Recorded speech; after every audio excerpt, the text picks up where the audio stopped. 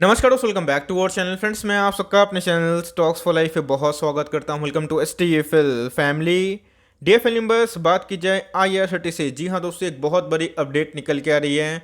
जी हां दोस्तों, इनके बात की जाए इन्वेस्टर मीट होने वाले हैं। इन्होंने BSE को और NSE को लेटर फाइलिंग कर दी है। अब दोस्तों आप पूछेंगे कि इन्वेस्टर मीट क्या होता है। दोस्तों कंपनी की बात की जाए तो हमेशा जो बड़े निवेशक होते हैं, जो इसमें ऑलरेडी निवेशित होते हैं, FIAs और DIAs, उनके संग इनके रेगुलर इंटरवल पे एक मीटिंग होती रहती है, जहां पे ये अपनी फ्यूचर प्रॉस्पेक्ट बताते हैं। और दोस्तों FIAs और DIAs अगर इनके इस मीटिंग से बहुत ज़्यादा प्रभावित होते हैं, अगर बाइंग करना स्टार्ट करते हैं, तो भाई वो शेयर रॉकेट बन जाता है। तो जी हाँ दोस्तों, अभी के टाइम की बात की जाए तो जितने भी सेंटिमेंट है वो IRCTC के लिए बहुत ही पॉजिटिव है। जी हाँ दोस्तों, IRCTC की बात की जाए, हमारा one of the favourite stock है और STFL का सुपर टॉपिक है। और पता है कि मैंने इसको बहुत बार कवर भी किया है और फिर से कवर करता हूँ, क्योंकि आने वाले कल में गाइस इसको बेचने की गलती मत करिएगा, बिकॉज लॉन्ग टर्म में ये आपकी किस्मत बदल सकता है। जी हाँ दोस्तों, अभी भी अगर आप देखें तो बहुत सारे ब्रोकर्स इसको लेके बहुत बुलिश दिखाई पड़ रहे हैं।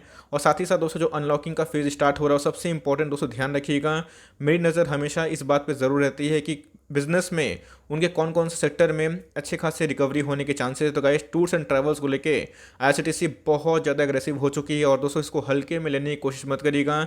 स्प्लिट के पहले भी एक ब्रेकआउट ज़रूर देगा और स्प्लिट के बाद भी दोस्तों अगर करेक्शन होता है उसके बाद फिर से रिकवरी होगी। इसके पहले मैंने एक वीडियो साझा किया था, बताया था कि कौन कौन से स्टॉक्स में आपको आने वाले कल में स्प्लिट बोनस मिल सकता है। लेकिन साथ में मैंने आपको ये भी बताया था कि कैसे विप्रो के 100 शेयर्स बन गए थे 1,92,00,000 शेयर्स, और भाई उसमें लॉन्ग टर्म में मैसिव गेन हुआ था। तो जी हाँ, क्या न्यूज़ निकल के आ रही है सबको डिस्कस करता हूँ। चैनल फर्स्ट टाइम होंगे सब्सक्राइब कर सकते हैं इस तरह की क्वालिटी कंटेंट को सबसे पहले एक्सेस करने के लिए। ना without delaying any for time, let's begin.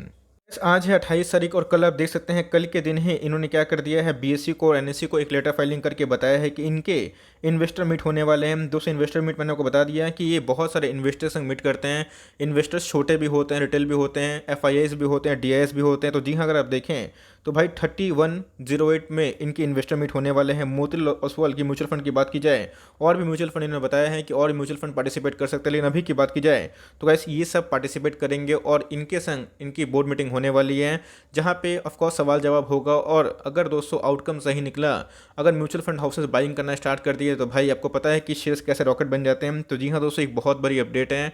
अभी तक अगर बात की जाए तो एक्स रेट देखने को नहीं मिले हैं, और अभी तक हमें ये देखने को नहीं मिला है कि कब फाइनली गाइस जो 1:5 का जो स्प्लिट अनाउंसमेंट है कब हमें ट्रिगर होता हुआ देखने को मिलेगा। लेकिन फिर भी इसके पहले गाइस IRCTC एक नया हाई लगाने की कोशिश कर सकता है। मैंने आपको बहुत बार इस बात को समझाने की कोशिश की है कि IRCTC की अगर आप देखें दोस्तों, एक तरह क्या है, टिकटिंग में काम करती है, उसके बाद पानी वाले बिजनेस है, कैटरिंग वाले बिजनेस है और टूरिज्म वाले बिजनेस है। आपको बताएगा इसके टूरिज्म वाले बिजनेस में इनको बहुत ही पेन मिला, बिकॉज कोविड के टाइम में कौन लोग ट्रैवल कर रहे थे। लेकिन अभी की बात की जाए तो गाइस हर एक 2-4 दिन में इनके टूर्स एंड ट्रैवल्स के न्यूज़ हमें देखने को मिल रहे हैं। अभी की बात की जाए तो गाइस IRCTC स्पेशल ट्रेन दौड़ाने वाली है गोवा से लेके, अगर आप देखें, for tourist from north east and north Bengal. तो जी हाँ दोस्तों, ये बहुत ही इंपॉर्टेंट हो जाता है। और बात की जाए IRCTC बहुत ही मतलब एग्रेसिवली इसको आगे बढ़ाने की कोशिश कर रही है। तो ऐसा नहीं है कि सिर्फ और सिर्फ गोवा का ही प्लान है। इसके बाद अगर आप देखें तो बहुत ऐसे जो बुजुर्ग हैं जो धाम यात्रा करने वाले हैं, उन सब को लेके भी एक बहुत बड़ी अपडेट हमें निकल के। अगर आप देखें 28 तारीख को फिर से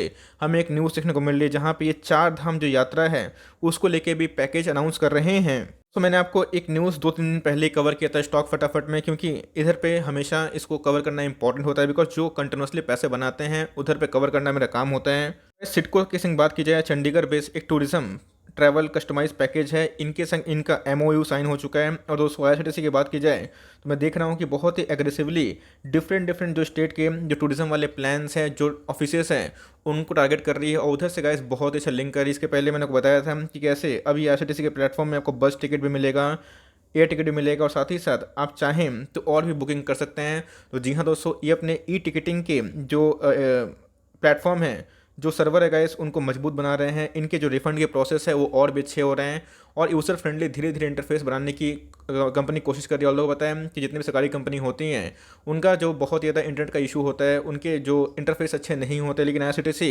उसमें भी काम कर रही है और उधर पे बहुत लोगों को इंगेज कर सकती है, जहाँ पे ये इंकरेजमेंट मिलेगा कि बहुत लोग सीधा चाहें तो IRCTC के प्लेटफॉर्म से टिकट को बुक कर सकें। तो अगर आप देखें तो अनलॉकिंग का जो फेज़ है अपने आप में स्टार्ट हो चुका है और इसके पहले आपको पता है कि रेलवे जो एसेट मोनेटाइजेशन है इसका इम्पैक्ट पूरा विजिबल होगा लॉन्ग टर्म में। और दोस्तों मैंने इसको कवर नहीं किया था बिकॉज बहुत सारे न्यूज़ आते हैं, लेकिन दोस्तों फाइनली सैटरडे का दिन है तो मैंने सोचा इसकी प्रतिक्रिया दे दूँ। जी हाँ दोस्तों, अगर आप देखें तो रेलवे का एक बहुत बड़ा मेगा प्लान है कि रेलवे को जो एसेट है उसको मोनेटाइज किया जाए। और गाइस इससे सबसे ज़्यादा जो बेनिफिशियरी एलिमेंट मिल सकता है किसको, आईआरसीटीसी को और इरकन को। तो जी हाँ, अगर आप आईआरसीटीसी की बात की जाए तो अपने आप में डेफरी कंपनी है और इसमें आने वाले कल में बहुत ही ग्रोथ विजिबल है। और जिस हिसाब से अनलॉकिंग की फेज स्टार्ट हो चुके हैं तो मार्केट में पहले से अनुमान था इनके जो बिजनेसेस है प्री कोविड लेवल से अच्छा कर सकते हैं। और आप देखें तो एक्सपर्ट की मानी जाए तो ये जो प्रोसेस है मतलब रेलवे जो मोनेटाइजेशन का, ये कैटलिस्ट की तरह काम करेगा। कैटलिस्ट का मतलब क्या होता है, तो उत्प्रेरक, मतलब कोई भी अच्छे खबर को ये और भी तेज़ी से बढ़ा सकता है। तो जी हाँ दोस्तों, अगर आप देखें अनलॉकिंग का फेज़ है, स्प्लिट की न्यूज़ है, उसके साथ साथ बहुत तरह का हमें न्यूज़ देखने को मिल रहा है जो पूरे एक साल पहले एकदम नेगेटिव में था, अभी की बात की जाए तो पूरे पॉजिटिव में है। अभी तो गाइस बहुत सारे स्टेट्स ने डायरेक्टली बता भी दिया है कि आप चाहें तो डबल वैक्सीनेशन का डोज लेके सीधा दोस्तों रेलवे से ट्रैवल कर सकते हैं। तो ये इनके लिए बहुत ही पॉजिटिव न्यूज़ हो गया। आपको पता है कि इंडिया की आबादी की बात की जाए तो 150 करोड़ के आसपास की आबादी है। और गाइस यहाँ पे रेलवे का जो कंजम्पशन है, रेलवे का जो पैसेंजर वो कभी खत्म नहीं होगा। और बात की जाए जितने भी हवाई अड्डा पे चले जाएं, लेकिन दोस्तों ट्रेन की बात की जाए तो उनके अंदर भीड़ हमेशा होगी। और जिस हिसाब से आबादी बढ़ेगी गाइस, आने वाले कल में पैसेंजर्स की कमी होने वाली नहीं है। इस लास्ट डे की बात की जाए, ऐसे बहुत सारे ब्रोकर्स हैं जिनका मानना है कि कम से कम ये स्प्लिट के पहले 2850 से लेकर 3000 का दर्शन करवा सकता है। और मैंने आपको बहुत बार बताया भी है कि स्प्लिट और बोनस के चक्कर में जाना नहीं चाहिए, लेकिन ये जो कंपनी के अंदर ग्रोथ है, जो फंडामेंटली अच्छी है, डेट फ्री है, उसमें आप जरूर दाव खेल सकते हैं। तो जी हाँ दोस्तों, ये एक बहुत ही शानदार कंपनी है और लॉन्ग टर्म में स्प्लिट के बाद में भी इसमें कंटिन्यूसली तेजी होने की उम्मीद भी है। बस कोई बात नहीं है, बिकॉज बहुत लोगों को मैंने पहले ही बताया था कि आप इसमें एकदम निवेश करें, बिकॉज इधर पे एक ओएफए का खतरा भी था। अब तो गैस ओएफए का खतरा भी नहीं है और कंपनी का जो प्रोमोटर होल्डिंग का स्टेक है अपने आप में ही डाउन हो चुका है 75% से कम। तो फर्दर अभी के टाइम में ओएफए से कोई चांसेस नहीं है, जो तलवार थी वो हट चुकी है। लेकिन आने वाले कल में इसमें और भी ग्रोथ है। बहुत लोग बोल रहे कि सर प्राइस बहुत महंगा हो गया, लेकिन दोस्तों इसके पहले भी एक साल पहले 2020 में इसका प्राइस 2000 तक जा चुका था, उसके बाद करेक्शन हुआ था और फिर से अगर आप देखें तो उस 2000 से मात्र 30% ही भागा है। तो ये अगर आप पिछले समय में जाएं तो जी हाँ, उस हिसाब से अगर आप देखें तो अपने टॉप से 1.5 सालों में ऐसा नहीं कि कोई 500% भाग गया है, बिकॉज कंपनी मोनोपोली है, डेफरी है। तो आने वाले कल में और भी रैली संभव हो सकती है। इस मार्केट की बात की जाए 40,000 करोड़ के आसपास हो चुकी है। किसी ने सोचा भी नहीं होगा कि छोटी सी कंपनी इतना बड़ा कांड कर सकती है। और इनवेस अगर आप देखें तो 2750 का इसका हाई दिखाई पड़ रहा है, 100 रुपये करेक्ट हो चुका है। आर की बात की जाए दोस्तों तो 11% के आसपास है, लेकिन इनके नेट प्रॉफिट डाउन थे। आने वाले कल में नेट प्रॉफिट भी इंक्रीज होंगे और कंपनी स्पीड अनाउंस कर चुकी है। तो मार्केट में वही दोस्तों जो बटर होता है 100 ग्राम के, अब वो 10 ग्राम का टुकड़ों में बटेगा। अगर आप देखें आरओसी ये 16% के आसपास है और कंपनी का जो फेस वैल्यू भी 10 दिखाई पड़ रहा है। आने वाले कल में ये आपको 2 देखने को मिल सकता है। कंपनी के पास कोई भी कमी नहीं है दोस्तों इनके रिसोर्सेज की, लेकिन कंपनी के ऊपर कोई भी डेट नहीं है और इनको सुप्रीम बनाता है। और यही दोस्तों मैंने आपको बताया है कि जो कंपनी को चलाने के लिए बहुत कम पूंजी की आवश्यकता होती है, लॉन्ग टर्म में दोस्तों वही कंपनी बहुत ही पैसा बना के देती है। मोटर होल्डिंग के बारे में डिस्कस करें तो जी हाँ दोस्तों, अगर आप देखें तो 67% के आसपास हो चुका है, जो पहले 87% के आसपास है। मतलब फर्दर नो एफ से खतरा। एफआईएस और डीएस पहले से बहुत इंटरेस्ट हो चुके हैं। और पब्लिक की बात की जाए तो उनका स्टेक पहले से बहुत ही कम हो चुका है। लेकिन दोस्तों अगर फिर से म्यूचुअल फंड हाउसेज में अगर अपने स्टेक बढ़ाने शुरू किए, जैसे मैंने बताया कि इन्वेस्टर मीट होने वाली है, तब गाइस ये स्टॉक का प्राइस और भी रॉकेट बन सकता है। सब करना क्या है बहुत ही इंपॉर्टेंट है, बिकॉज अगर आप देखें तो एक रेंज बाउंड देखने को मिल रहा है। अगर आप बॉक्स देखें तो इधर पे निकलने की कोशिश कर रहे हैं। तो जी हाँ दोस्तों, अगर मार्केट स्टेबल होता है तो फिर से एक नया हाई लगाएगा, जो इसके पहले 2750 को टच किया था, इसको तोड़ के 2850 और 3000 की जर्नी भी कर सकता है। तो अगर आप वेट कर रहे हैं कि चलो भाई मैं स्प्लिट के बाद ही लूँगा, अफोर्ड नहीं कर पाऊंगा, तो आप चाहें तो वेट एंड वॉच कर सकते हैं। लेकिन मेरे हिसाब से स्प्लिट के बाद दोस्तों यही शेयर आपको महंगा मिलेगा। हो सकता है कि स्प्लिट के बाद फिर से एक गिरावट हो तो आप बहुत लकी होंगे। लेकिन दोस्तों अगर आपके पास 10 शेयर खरीदने की ताकत है, आप 2 से स्टार्ट कर सकते हैं। रिमेनिंग 8 के पैसे आपके पास होने चाहिए कि कभी भी गिरे तो ऐसे स्टॉक को एड ऑन डिप्स करना ना भूलें। दोस्तों हम लोग बहुत मुनाफा में हैं और इधर पे हमने एक ही चीज़ सोची है कि भाई इस सब में बेचना नहीं है। बिकॉज अगर आप देखें तो आर एस आई भी 61 के आसपास है। तो लॉन्ग टर्म अगर आप होल्ड एंड कंटिन्यू करते हैं तो कंपनी में काफ़ी ग्रोथ है और इनके जो एक्सपेंशन है वो काफ़ी तेज़ी से देखने को मिल रहे हैं।